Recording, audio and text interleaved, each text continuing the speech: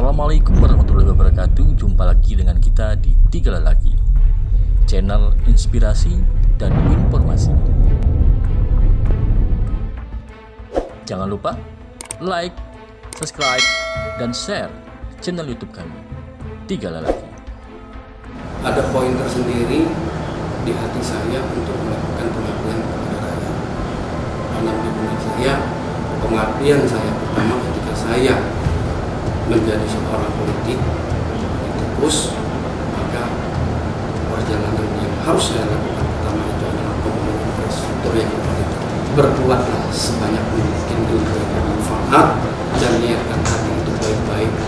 Apabila kita melakukan itu, insya Allah berjalan.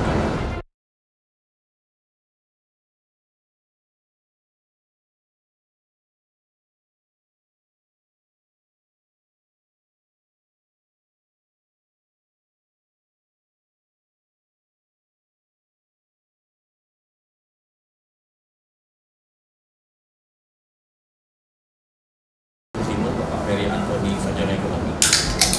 Kita akan coba gali, kita coba wawancara beliau tentang kisah beliau dari mulai mungkin sebelum jadi apa-apa sampai dia jadi wabuk, kemudian mungkin dia punya mutu atau inspirasi yang mungkin bisa kita tiru nantinya. Ya. Selamat pagi Pak Wabuk. Kalau boleh tahu dulu waktu kecil di mana? Waktu kecil saya dilahirkan di desa Tegalrejo, Bekas 10, 44 tahun yang lalu, tanggal 24 bulan 4 tahun 1970. Berdasarkan dari keluarga sederhana, dari nenek seorang kepala desa, yaitu kepala desa Tegalrejo, dan kebetulan ibu saya adalah anak dari ke-6 putri Bapak almarhum Sabani dan Durai Tegalrejo. Dilahirkan dengan keadaan yang cukup sederhana pada saat itu dan dibesarkan oleh keluarga yang biasa-biasa saja. Dengan seiring waktu saya disekolahkan dari tingkat SD, alhamdulillah tamat. SMP saya di Palembang, dan SMA saya di Palembang. Walaupun pada saat itu saya kembali lagi ke Oku Timur untuk melanjutkan sekolah karena saya tidak tamat sekolah pada saat itu. Karena kenakalan remaja, dinamika pergaulan, sehingga memutuskan saya sekolah dan saya kembali sekolah melanjutkan tamat di Kabupaten Oku Timur SMA. Setelah tamat SMA, saya kembali lagi ke Palembang menyelesaikan kuliah saya di Universitas Tridinanti. Dan alhamdulillah sama, ketika selesai saya pun di STIE Kabupaten Oku Timur. Saya tidak menyelesaikan kuliah saya di Palembang karena mungkin pergaulan masih pergaulan remaja yang tidak ada pegangan yang kuat terpengaruh dengan lingkungan, sehingga saya putus di semester 9 dan saya menyambung lagi menyelesaikan STIE. Pak, waktu sebelum Bapak dulu kan pernah jadi anggota DPR. Nah, sebelum jadi anggota DPR, apa kegiatan Bapak? Sebelum jadi anggota DPR, setelah saya menyelesaikan kuliah, saya nikah dengan Ibu Lili Setiorini yang sekarang Ibu Wakil Bupati. Pada saat itu saya masih pengangguran, menikah dengan Ibu Lili dari keluarga yang mampu, dan pada saat itu keadaan saya kan menjomblang. Karena saya ngapel di rumah, waktu pulang garasi ditutup, motor saya tinggal karena orang tua mertua saya tidak merestui hubungan kami berdua. Ibu Lili dari keluarga yang mapan, ibu mabuk, dan saya dari keluarga yang tidak mampu. Tapi alhamdulillah Tuhan memberikan kesempatan jalan. Ketika tahun 2020 saya menikah, saya mempunyai anak pertama, saya berwira swasta kembali dengan modal yang sangat sederhana. Saya membuka pabrik beras pada saat itu, tahun 2021. Saya ikut nyetir, jual gabah, jual padi ke Lampung. Dengan perputaran ini sedikit demi sedikit saya mengumpulkan modal, dan alhamdulillah tahun 2000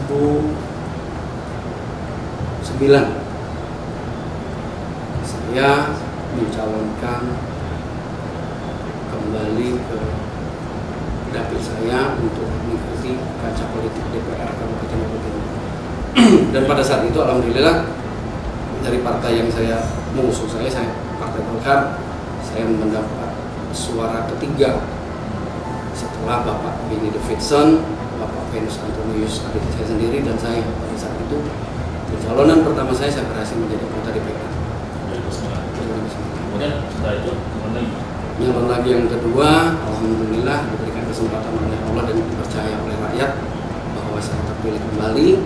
Setelah satu periode perjalanan tersebut masuk ke periode kedua, di tengah perjalanan saya memutuskan untuk mencalon bupati pada saat itu untuk melawan Bapak Olik Mawardi sebagai petani.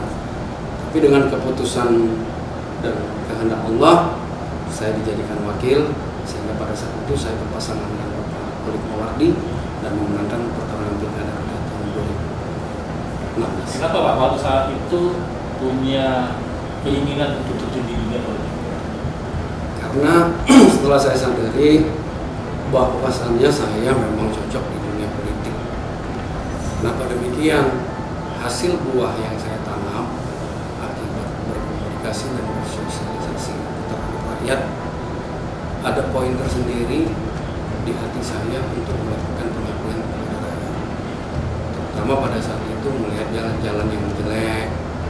Pada saat saya menjadi usaha wira swasta di beras, saya tidak pulang ke Batam,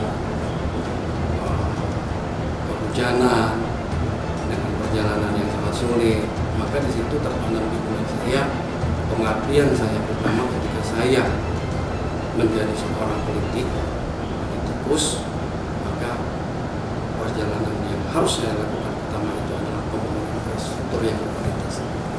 Artinya perjuangan itu tidak mudah. Tidak mudah. Mulai orang biasa, wira swasta, jadi politik dan jadi waktu.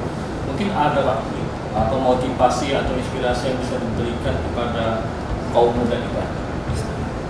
Jadi sebagai himbauan dengan kajian pengalaman hidup, saya yakin betul ini untuk support inspirasi kepada penerus-penerus generasi muda terkhusus di Kabupaten Bogor Timur, bahwasannya hidup itu jangan pernah selesai. Berbuatlah sebanyak mungkin ilmu yang bermanfaat dan niatkan hati itu baik-baik. Apabila kita melakukan itu, insya Allah jalan. Karena saya yakin betul bahwa ilmu itu tidak akan pernah tertukar dan nasib itu tidak akan pernah tertukar. Ada belum cita-cita yang disampaikan? Ada tentu. Sebagai seorang wakil bupati, jelas saya banyak berperan. Maka untuk penyempurnaan tersebut, maka saya harus menjadi seorang bupati. Pak Jokowi, pertanyaan ini mungkin harus dijawab. Ketika Bapak mencalonkan diri sebagai bupati, di media sosial banyak sekali mungkin yang membuli Bapak atau yang banyak lah ya di media sosial. Sikap Bapak dengan itu apakah memaafkan mereka yang membuli? Ya, dalam dunia politik itu hal biasa saja. Yang penting kita menyikapi dan hal tersebut antara yang negatif dan positif, kita harus berniat di malah positif. Dalam dunia politik itu sering dijatuhkan dan menjatuhkan. Bagi saya ketika saya dijatuhkan, itulah adalah tantangan saya untuk bangkit. Karena seorang yang dijatuhkan itu otomatis mempunyai hati di mana merasa terzolimi, di mana merasa tersakiti, maka ada suatu daya upaya, niat, tekad untuk bangkit, untuk menunjukkan bahwa dia adalah seorang yang terbaik. Moto apa? Moto hidup ini singkat, banyaklah berbuat amal dan kebaikan karena hidup itu hanya satu hari. Bapak hobi olahraga juga nih Pak? Hobi. Olahraga apa? Saya hobi olahraga, hobi tangkis, hobi motor, hobi mobil juga sedikit-sedikit. Yang penting ada berbau ekstrim lah. Siapa Pak orang yang paling berjasa dalam kehidupan Bapak? Orang yang paling berjasa dalam kehidupan saya adalah orang tua. Karena kita dari orang tua bisa melihat di dunia ini, dan karena orang tua kita bisa tahu. Kita sekarang pun sebagai orang tua bisa mengerti terhadap anak-anak kita bahwa arti sebuah orang tua itu dalam kehidupan itu sangat berguna. kita sama-sama menyadari ketika kita menyakiti orang tua, maka hukum yang paling berat diberikan oleh Allah Subhanahu wa taala tidak pernah mencicip surga. Bagus sekali itu motonya ya, durasinya ya. Selamat 3 laki. Tadi sudah wawancara dengan Pak Wahub kita, Pak Surya Ekonomi, dan banyak inspirasi yang dapat kita peroleh dan menjadi pelajaran bahwa perjuangan hidup itu penuh dengan perjuangan untuk mencapai sesuatu itu. Perjuangan. Terima kasih dengan Pak Heri.